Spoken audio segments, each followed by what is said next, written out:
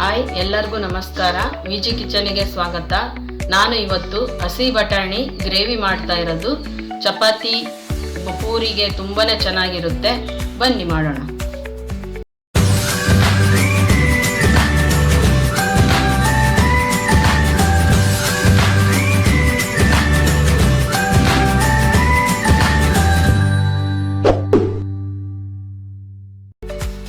ಮೊದಲಿಗೆ ಒಂದು ಪ್ಯಾನ್ ಅಲ್ಲಿ ಎಣ್ಣೆ ಹಾಕೋಣ.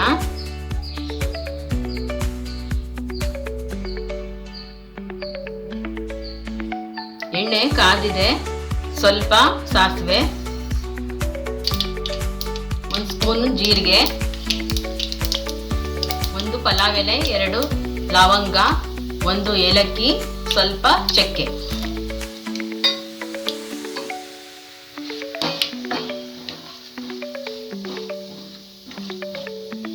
ಶುಂಠಿ ಬೆಳ್ಳುಳ್ಳಿ ಪೇಸ್ಟ್ 1 ಸ್ಪೂನು,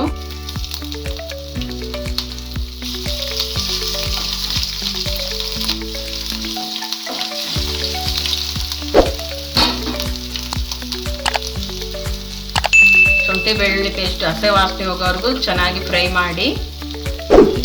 ಅದಾದ್ಮೇಲೆ ಸ್ವಲ್ಪ ಕರಿಬೇವು,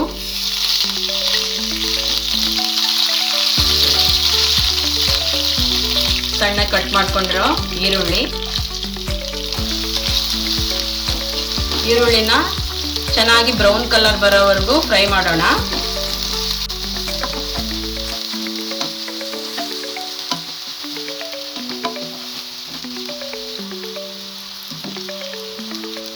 ಈಗ 1 ಬೌಲ್ ಅಷ್ಟು ಟೊಮೊಟೊ ಪ್ಯೂರಿ ಹಾಕೋಣ.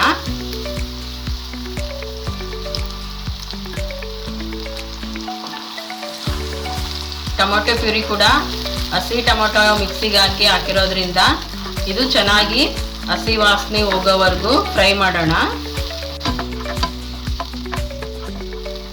ಈ ಗ್ರೇವಿ ತುಂಬಾನೇ ಟೇಸ್ಟಿಯಾಗಿರುತ್ತೆ.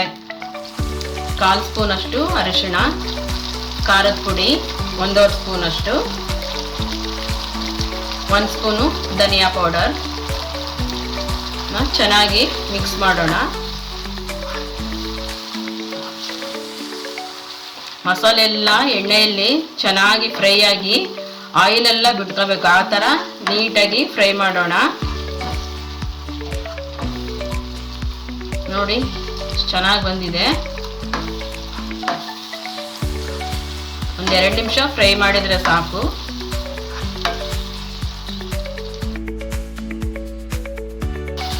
ಈಗ ಫ್ರೆಶ್ ಬಟಾಣಿ ಒಂದು ಅರ್ಧ ಕೆಜಿ ತಗೊಂಡಿರೋದು ಹಾಕೋಣ. ಸೀಸನ್ ಅಲ್ಲಿ ಬಟಾಣಿ ಅಂತೂ ಸಿಕ್ಕೇ ಸಿಗುತ್ತೆ.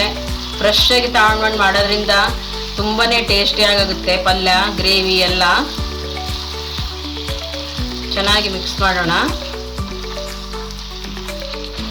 ಒಣಗಿಸಿರೋ ಬಟಾಣಿ ತಗೊಂಬಂದು ನೆನೆಕ್ ಹಾಕಿ 1 ದಿನ ನೆನೆಕ್ ಹಾಕಿ ಮಾಡೋ ಬಟಾಣಿ ಟೇಸ್ಟೇ ಬೇರೆ ಆಗುತ್ತೆ. ಇದು ನಾವು ಫ್ರೆಶ್ ಆಗಿ ಹಸಿ ತಗೊಂಬಂದು ಸುಲ್ದ್ಬಿಟ್ಟು ಫ್ರೆಶ್ ಆಗಿ ಮಾಡೋದ್ರಿಂದ ಇದ್ರ ಟೇಸ್ಟೇ ಬೇರೆ, ಡಬಲ್ ಅನಿಸುತ್ತೆ. ತುಂಬಾನೇ ಚೆನ್ನಾಗಿರುತ್ತೆ ಟೇಸ್ಟು. ಈ ತರ ನೀವು ಮನೇಲಿ ಮಾಡಿ ಟ್ರೈ ಮಾಡಿ.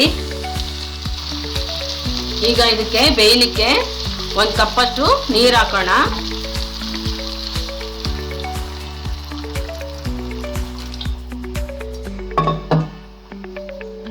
ನೀರು ಹಾಕ್ಬಿಟ್ಟು ಇದನ್ನ ಚೆನ್ನಾಗಿ 1-2 ಕುದಿ ಬರೋವರೆಗೂ ಲಿಡ್ ಕ್ಲೋಸ್ ಮಾಡಿ ಬೇಯಲಿಕ್ಕೆ ಬಿಡೋಣ.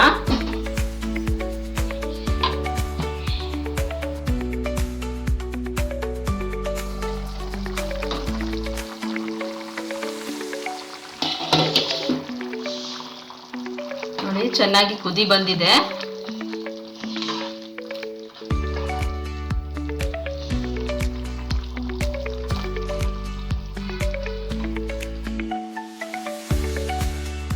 ಹಸಿ ಬಟಾಣಿ ಆಗಿರೋದ್ರಿಂದ ಬೇಗನೆ ಬೇಯುತ್ತೆ.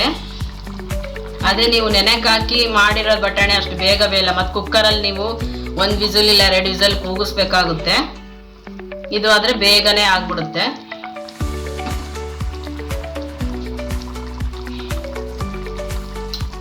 ಈಗ ರುಚಿಗೆ ತಕ್ಕಷ್ಟು ಉಪ್ಪು,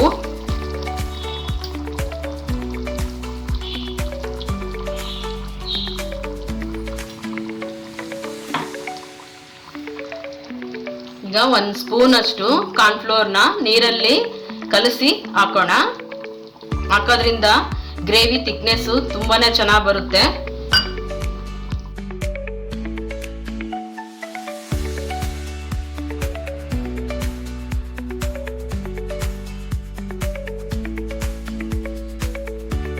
ನೋಡಿ ಆ ಗ್ರೇವಿ ಥಿಕ್ನೆಸ್.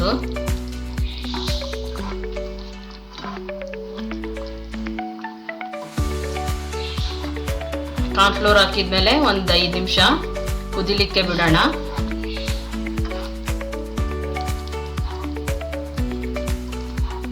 ನೋಡಿ ಕುದಿತಾ ಗ್ರೇವಿ ಮಂದಕ್ಕಾಗ್ತಾ ಇದೆ.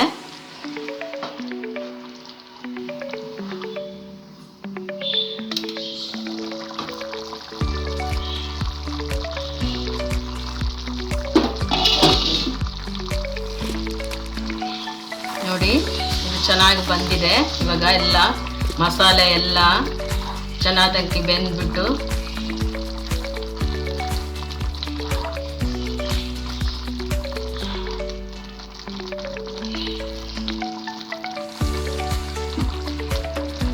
ಕೊನೆಯದಾಗಿ ಸ್ವಲ್ಪ ಕೊತ್ತಂಬರಿ ಸೊಪ್ಪು.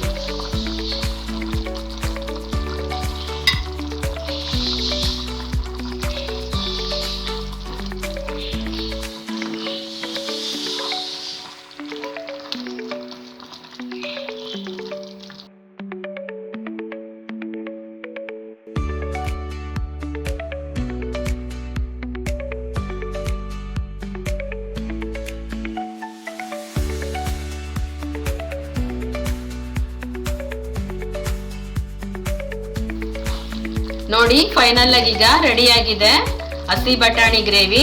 ನೀವು ಮನೇಲಿ ಮಾಡ್ಕೊಂಡು ತಿಂದು ಹೇಗಿತ್ತು ಅಂತ ನನಗೆ ಕಮೆಂಟ್ ಹಾಕಿ. Thank you.